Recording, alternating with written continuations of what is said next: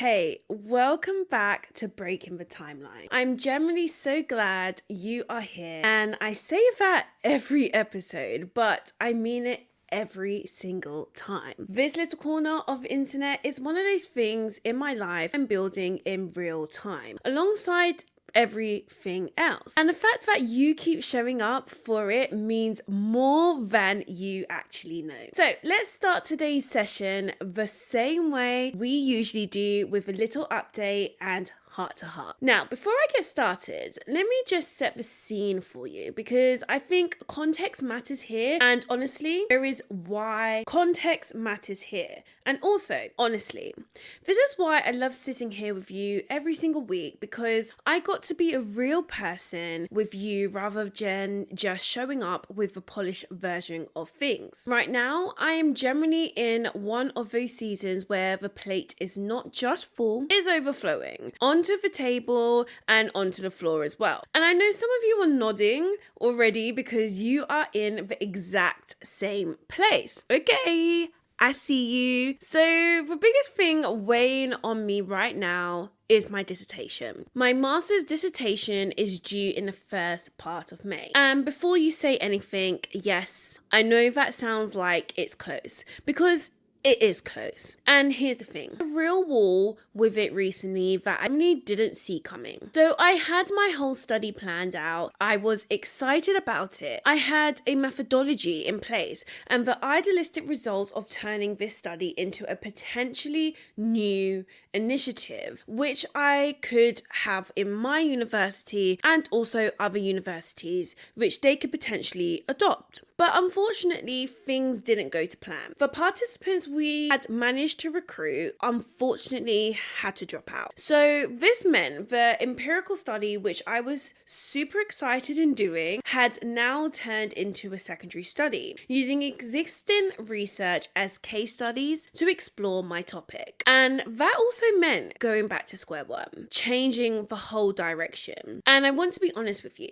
that was so demoralizing. Like, properly demoralizing. Just imagine this for a second. You've invested so much of yourself into something, and then you have to just let it go and find a way to care about something new. Finding motivation for something you didn't choose is genuinely hard. And I think we don't talk about that enough. The fact that sometimes the hardest part of keeping going isn't laziness or a lack of discipline, it's grief of aversion or the plan you had to abandon. So that's sitting with me right now. And then on top of that, Hyrox Cardiff is coming. I am doing Hyrox Cardiff, and this is actually now my second women's doubles race, which, if you don't know what Hyrox is, I will link it below. But basically it is a hybrid fitness race that combines running and functional fitness stations, and it's not for the faint-hearted. I am so excited and also terrified in equal measures. But the training block for it has been intense. And some days I finish a session and I am completely wiped out, and then I've still got to show up to lecture, go and create content, be there for my loved ones, friends, relationships, and still got to be a functional human being with responsibilities. The knock-on effect it has on my energy is real, and managing it is something I'm still figuring out week by week. And then there's that content shift. If you follow me on socials, you might have noticed things are looking a little different recently. I'm going through a full rebrand of how I want to show up. My content pillars have changed. I'm leaning much harder into my Substack newsletter. And if you haven't yet subscribed to that, what are you doing? I'm creating content that actually feels like me rather than what I thought I was supposed to be doing. And I edit everything myself. Every single video. So if you're watching this right now and thinking, this isn't a professional edit, yeah, you are right. And honestly, I'm a girlie who's learning, who loves creating, who does it herself, and I will not have it any other way. That is the whole point. And obviously, through all of this, I'm still a full-time senior lecturer. I've got trainee teachers who need me to show up for them properly, and I care deeply about that work. So I'm not willing to do it all half a dar, even when life is hectic. So, dissertation, Hyrox training, content pivoting, lecturing, all of that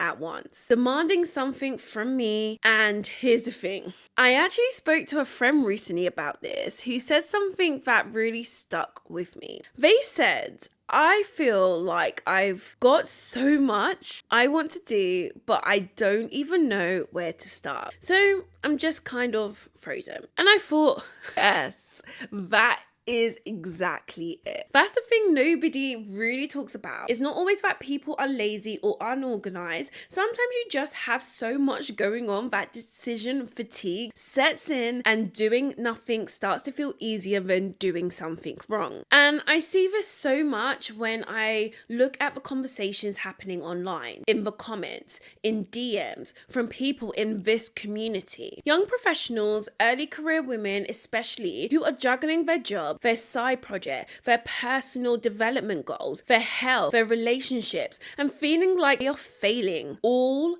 of them, and feeling like they are failing all at once because they can't do it all and the perfectly thing, and they can't do it perfectly at the same time. So if any of these things sound like you, then the session today is for you. This whole office hour section today is dedicated to the systems and the mindset shifts that have generally made a difference for me.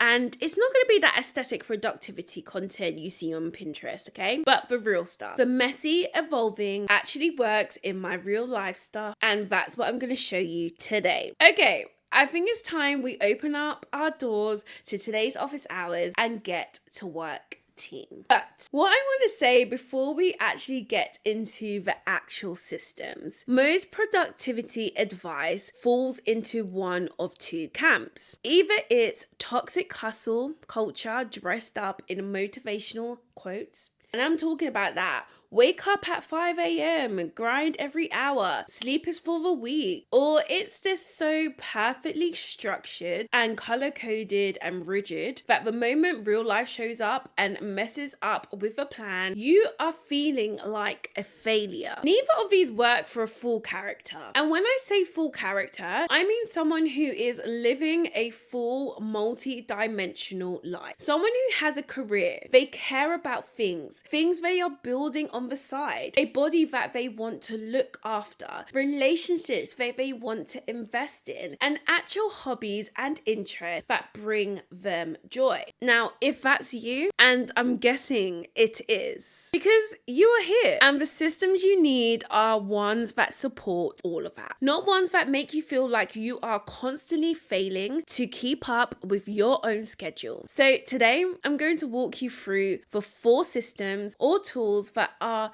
generally running my life right now. Right, let's start with Notion. And I want to address the elephant in the room immediately. I know some of you hear Notion and immediately think overwhelming, complicated. I tried it once and I gave up after a week. I hear you. That was also me. Because here is a thing about Notion that nobody really tells you up front. It is a blank page, completely blank. And that is both its superpower and its biggest barrier. Because what it means is that you have to build a system that works for your life, not someone else's. And that takes time. It took me about 3 months to build my Notion hub into something I actually wanted to use every day. 3 months of adding things, removing things, restructuring, changing my mind, starting sections over. And honestly, I'm still evolving it now. And I think that's actually one of the things I love most about it. My Notion should develop the way my life does. My life is always evolving.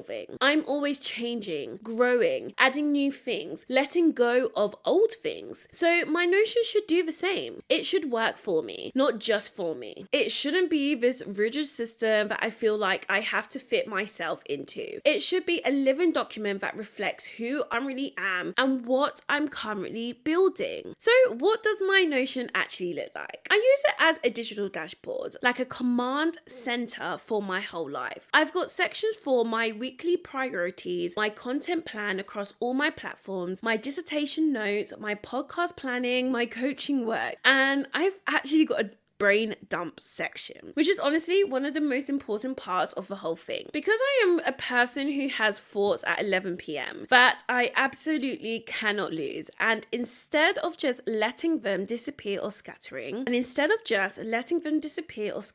them across different apps and voice notes and random bits of paper, they all go into one place. The other thing that generally changed how I use Notion is the Google Calendar integration. My calendar links directly into my Notion, which means I'm not manually copying things across or maintaining two separate systems. I open Notion and I can see my entire week in one view. My lectures, my content slots, my training sessions, my coaching calls, all of it in one screen. And for anyone out there who is building with other people in a picture, you can actually share these pages, embed PDFs, maybe add videos, leave comments. It's generally intuitive once you are past the initial setup phase, of course, which is why, and I will link this below, I'm sharing my personal Notion template, not so you can copy it exactly, but so you can have a starting point. Take it, adapt it, make it yours,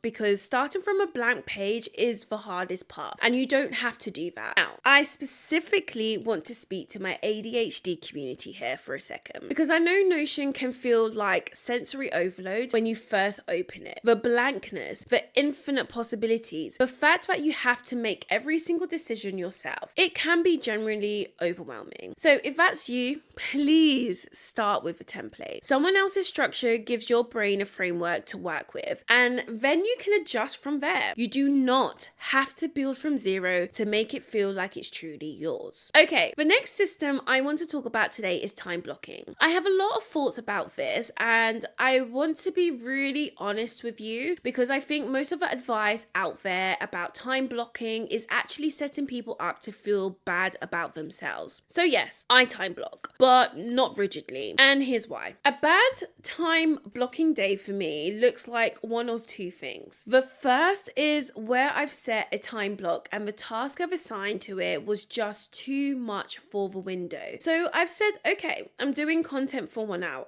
and then the hour ends and I've barely started and I feel rubbish. I feel unaccomplished, like I failed my own plan. That specific feeling of not hitting your own targets is generally one of the most demoralizing things, because it's not even a deadline someone else set. It's one you set yourself. So there's nowhere to put the frustration except inwards. Now, the second type of bad day is the opposite, where I don't time block at all. I just leave the whole day open, no structure, no plan. And then I get to the end of the day and I've done nothing strategic, nothing that actually moved me forward. I've been busy responding to things, doing maybe bits and bobs, but I haven't been productive. And those days feel just deflating, but just in a different way. So what actually works for me is this. I split my schedule into two parts: fixed commitments, which are stuff like my lectures, meetings, training sessions, or appointments. These are my non-negotiables, and they are in the calendar. They are always happening. But then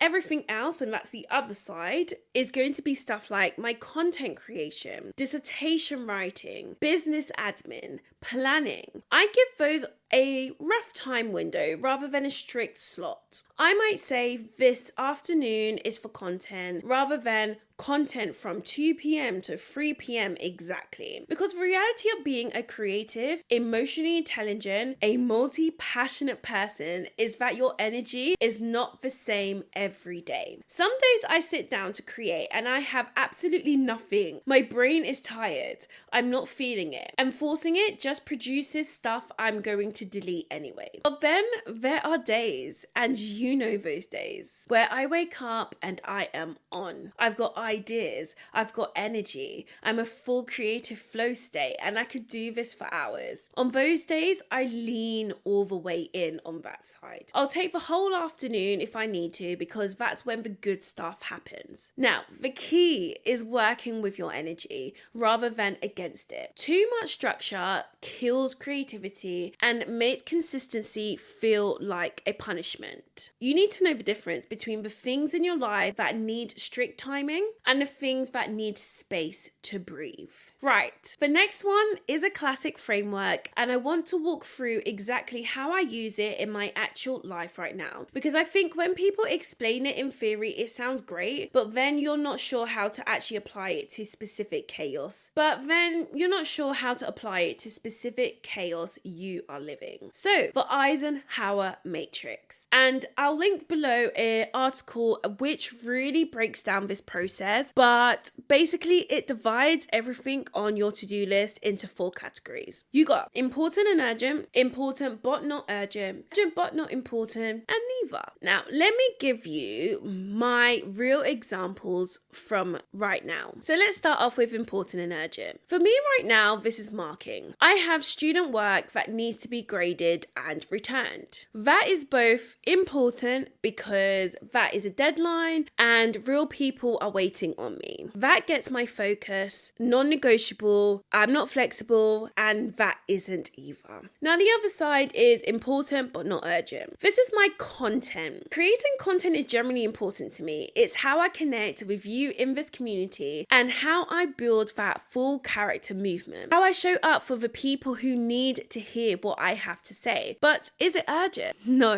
Nobody is banging on my door asking why I haven't posted. I'm not going to get in trouble if I don't upload today. I do it because I want to, because it matters to me, not because of an external pressure, and because it is in the category, I can be flexible and when and how I do it. I can batch it when I have the energy. I don't have to force that daily. And the next one is urgent but not important. It's simply just my meetings. And I know that might be controversial, but let me explain. Some meetings at work are urgent in the sense that they are scheduled. They are happening. I need to be there. But are they always important to my actual goals? Honestly, no. Sometimes I sit in a meeting and everything discussed could have been an email. And that's a version of me that used to feel guilty about that thought. But now I recognize it honestly and manage my energy accordingly. I show up, I'm present, but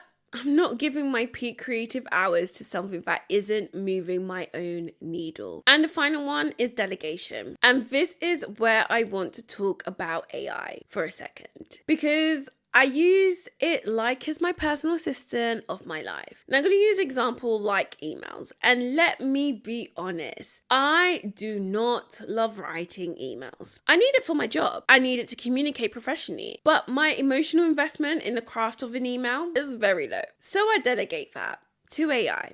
I'll literally talk to my phone, dictate what I need to say, and give Claude AI the context and tell it what to include and what to leave out. And it drafts the email for me in my tone. I review it, adjust anything that needs adjusting, and send. Now, the reason I specifically use Claude AI for this, and I'll be transparent here, is that it's learnt how I write. It has a sense of my voice. So the emails actually sound like me rather than sounding like a robot drafted them. The Eisenhower Matrix is just a 2-minute exercise that forces you to make the distinction intentionally, rather than just reacting to whatever feels more urgent in that moment. And here's my workflow. I do this exercise over the weekend and I sit there with my Notion up, and I also recently started using the Productivity Method Planner by Grace Beverly for my daily planning needs. And no, this is not an ad. I just generally appreciate the work and effort which has been put in this planner. So yeah, I basically sit there with myself on a Saturday or a Sunday when I'm a bit less busy, and I reflect on the week that just happened. I look at what's coming up and I map out everything into those 4 categories. Then I build my time blocks for the week around that. It takes maybe 20 minutes, but it means I start every week with clarity rather than chaos. Okay, last system, or should I say tool, and this is one for anyone who is managing bigger projects, working with other people, or just needs something more task focused than Notion for certain areas of their life. I use Asana as my project management tool, and this is very much the digital business manager part of me coming out, because I am into systems and project management and making sure that when multiple people are involved in something, everyone knows exactly what's happening. how do I use it specifically? Brand collaborations. If I'm working with a brand or a campaign, everything lives in Asana. Every deliverable, every deadline, every piece of feedback. Some brands prefer to communicate over email, and that's fine. But on my end, I keep all of it organized in Asana. So I know at any moment exactly where I am on the brief and what still needs to happen. It means I'm never scrambling at the last minute because something slipped through the gaps. I also use it for events. I run events at university as part of my lecturer role, and I have an event project management template that I've built specifically for this. I just literally plug it in at the start of each event, go through it, remove the sections that aren't relevant for that particular event. Sponsorships, for example, aren't always needed. And I've got a full to-do list and a timeline ready to go. And then if other people are working with me on it, I assign tasks directly in Asana and they get automatic reminders. And I'm not chasing anyone manually. The system does that for me. And honestly, one of my favorite things about Asana, and I would not apologize for this, is the tick animation when you complete a task. The little rainbow unicorn celebration that appears on screen, we absolutely love that. Because I think we generally underestimate ticking something off, because I think we generally underestimate how much the visual satisfaction of ticking something off matters when you've got a full plate. Especially on the hard days when you feel like you are not making progress. Being able to look at your task list and see the things you have done is so grounding. You are doing things, you are moving forward. Sometimes you just need that rainbow unicorn to remind you. Okay, so those are the 4 systems or tools that are generally running my life right now. And before we move on to your one thing this week, I thought I would end on some honest home truths about trying to manage it all. And I want to take my time with it because I think this is the bit that nobody talks enough about. Managing everything well is not just about adding better systems. It's also having the courage to drop things that aren't serving you anymore. And that is harder than it sounds. So I want to share something real with you. For a while, and I'm going to be very honest here, I was following other people's strategies for how to build a content creator brand. I invested in thousands in courses. I had a whole funnel set up. I had 2 separate newsletters running. I was trying to do lead magnets. I was pushing digital products. I was following frameworks that people said you were supposed to follow if you want to build an audience. And it just wasn't working. And because these frameworks really weren't me, they were turning content creation into something I had to sell rather than something I genuinely wanted to share. And I'm not a salesperson. I never have been. I'm someone who naturally connects with people, who draws people in through conversation and authenticity. That is my superpower. So trying to build funnels and sell digital products felt like putting on someone else's clothes and wondering why nothing fit. So I made some decisions. First, I closed down my Flodesk account, which for what it's worth is a brilliant tool, and I'm not knocking it at all. But for where I am right now, it wasn't making sense. I was spending money on a tool I wasn't really using because I was building a funnel I didn't believe in. I moved all of my subscribers off Flodesk over to Substack instead, where I'm actually writing, actually having conversations, actually showing up in a way that feels like me. And here is why that matters. For those who didn't know this about me, I actually completed a dual PGCE, one as a PE teacher and second as an English teacher.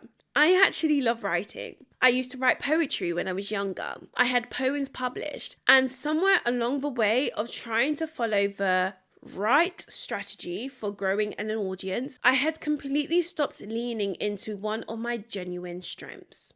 So Substack makes sense for me because it feels like a conversation, like a diary, like writing to a friend rather than broadcasting to an audience. That's exactly the energy I want.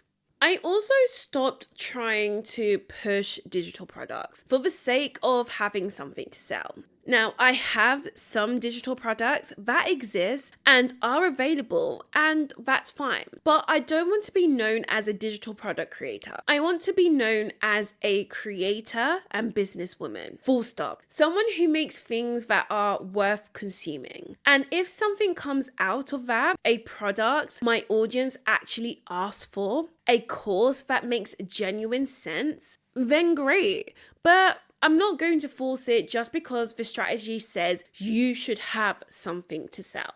And letting all of that go has made so much room. Room for things that I actually enjoy. Room for content that actually feels aligned. Room for building something that's generally mine rather than a version of someone else's playbook. So what I want to say to you is this. There will be things on your plate right now that are there because you thought you were supposed to do them, because someone told you it was the right strategy, or because you said yes to something that made sense at the time but doesn't fit who you are anymore. And it's okay to drop those things. In fact, it is often the most productive thing you can do. Juggle the things that make sense, the things that add genuine value to your life and to people you are building for. Everything else is just noise. Right.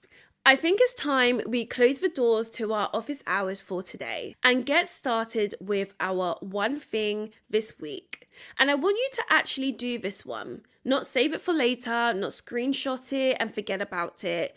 Do it this week. And I want you to do a life audit. And before you close that tab, I promise this is not overwhelming. It is literally 10 minutes. Now, grab your phone, your notes app, your Notion, a bit of paper, whatever you've got in front of you right now, and do this. I would like you to write down everything you are currently doing. Everything. Your job, your side projects, your study, your fitness goal, your content if you're creating, commitments to other people, things you said yes to months ago and you still somehow are carrying. All of it. Get it out all of your head and onto a piece of paper or onto a page. Because a lot of the overwhelm we feel isn't just from having too much to do, it's from trying to hold too much in our head at once. Externalize it and get it down. Once you've done that, then this is the important bit.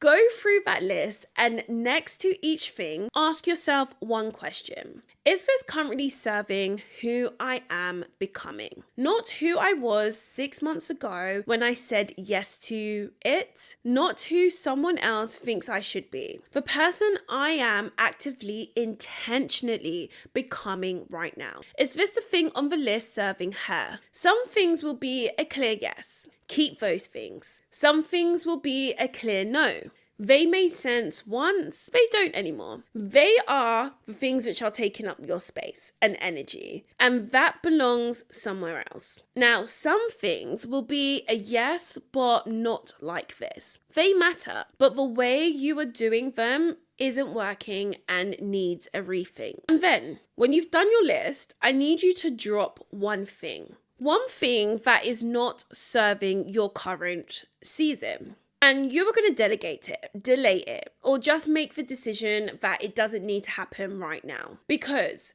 a full life means being intentional about what you carry, not just adding more and more until you collapse under the weight of it. You are a full character. You are allowed to have a lot of things going on, but they should be the right things. The things that make your life fuller, not just busier. All right. That is it for today's episode. Now, if this one hit home, please share it with someone who is in their own juggling era right now. Right, I think we are going to leave today's session there, and next time we are going to discuss how to create your own opportunities when they don't seem to exist yet. I will see you in the next one. Keep breaking the timeline.